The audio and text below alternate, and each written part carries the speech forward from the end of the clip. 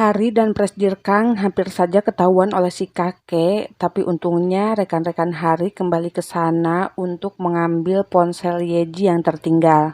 야, 근데 저희 막내 직원이 휴대폰을 놔두고 오는 바람에 Presdir Kang pun tak perlu memberi penjelasan kepada si kakek karena secara tidak langsung rekan-rekan Hari telah menjelaskannya. Singkat cerita, mereka pulang ke rumah masing-masing dan si kakek terlihat bertanya kepada Presdir Kang mengenai wanita yang diam-diam dikencaninya. Karena si kakek terus bertanya, Presdir Kang lalu berkata ia akan segera memperkenalkannya kepada si kakek. Yungso yang masih kesal terhadap Pak Cha menceritakan tentang kekesalannya itu kepada Hari dan memutuskan akan mengakhiri hubungannya dengan Pak Cha. Mereka kemudian berencana pergi ke suatu tempat untuk mencari makanan. Dalam perjalanan, mereka tiba-tiba melihat Presdir Kang dan Pak Cha yang hendak pergi ke panti asuhan. Yungso pun langsung mengajak Hari naik taksi untuk pergi mengikuti mereka. Di sana, Yungso akhirnya bertemu dengan ibu Pak Cha. 제 여자친구예요. 아, 그래. 인사드리세요. 제 어머니세요. Beberapa saat kemudian, Yungso berbincang dengan ibu Pak Cha dan mengetahui kalau ternyata sebelumnya Pak Cha ingin memperkenalkan dia kepada ibunya. Yungso dan Hari akhirnya tahu bahwa Pak Cha telah diadopsi dan menjadi bagian dari keluarga Presdir Kang. Setelah berbincang cukup lama dengan ibu Pak Cha, Yungso kemudian berbaikan dengan Pak Cha. Sementara itu Presdir Kang terlihat berencana memberitahu si kakek tentang hubungan mereka jika Hari sudah merasa siap. Hari yang mendapat telepon dari temannya yang mengabarkan tentang adiknya segera capcus pulang ke rumah karena ternyata adiknya itu mengambil uang dari dalam laci kasir kedainya. Saat itu, tiba-tiba beberapa orang datang ke kedai untuk makan dan karena orang tua Hari sedang tidak ada di rumah, mereka akhirnya melayani para pelanggan itu. Setelah para pelanggan pulang, Presdir Kang meminta maaf kepada Yungso karena telah mengirim Pak Cha menggantikannya di Kencan Buta. Namun, Yungso meminta si Presdir agar memberinya sogokan jika ia ingin dimaafkan. Dan saat itu Yungso sangat senang ketika melihat sebuah video yang dikirim oleh si Presdir. Karena baju Presdir Kang kotor terkena minuman, Hari membawa Presdir Kang ke rumah atap untuk memberikannya baju ganti. Sementara itu, orang tua Hari tiba-tiba pulang ke kedai dan Yungso memperkenalkan Pak Cha kepada ayah Hari. Yungso juga berusaha menahan ibu Hari agar tidak masuk ke dalam rumah sehingga Presdir Kang memiliki waktu untuk bersembunyi.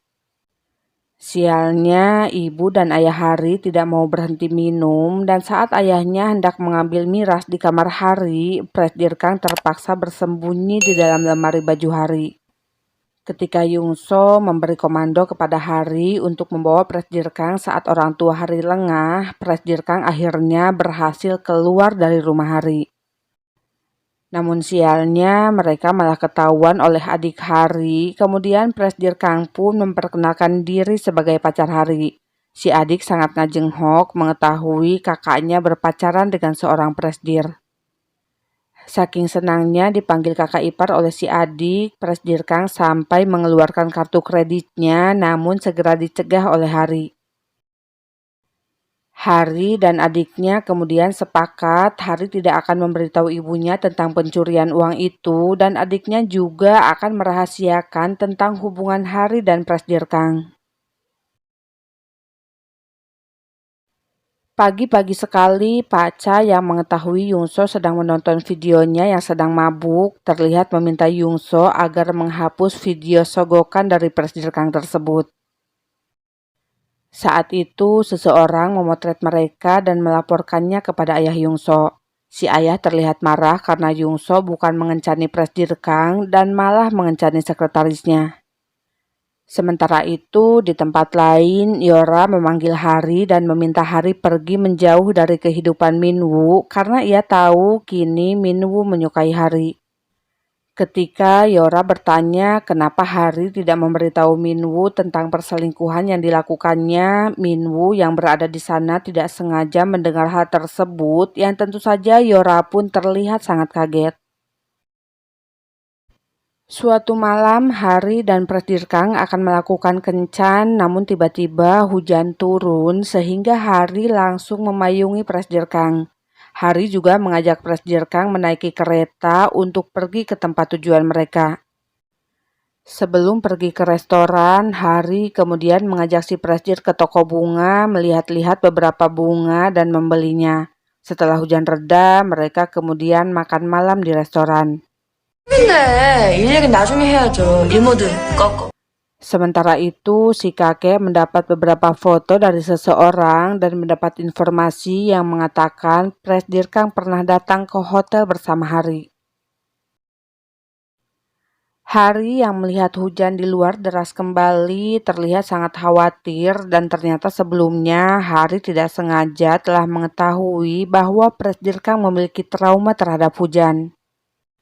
Oleh sebab itu, tadi Hari sengaja mengajak Presdirkang menaiki kereta dan terus mengajaknya ke tempat lain agar Presdirkang tidak melihat hujan yang sedang turun.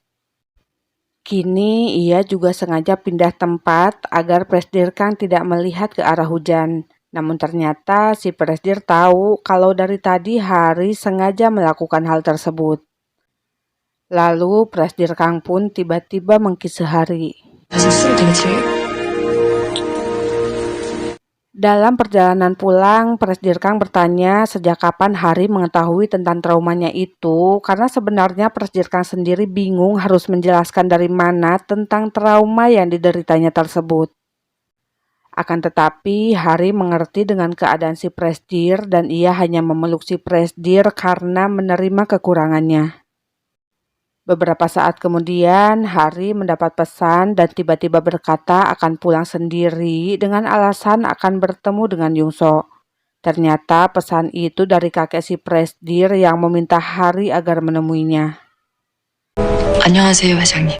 Di sana, si kakek yang telah mengetahui Gemhui adalah Hari terlihat bertanya apa tujuan Hari mendekati Presdirkang.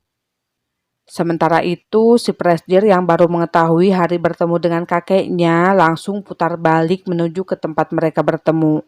Lalu tiba-tiba si kakek mendapat kabar sesuatu telah terjadi kepada Presdirkang.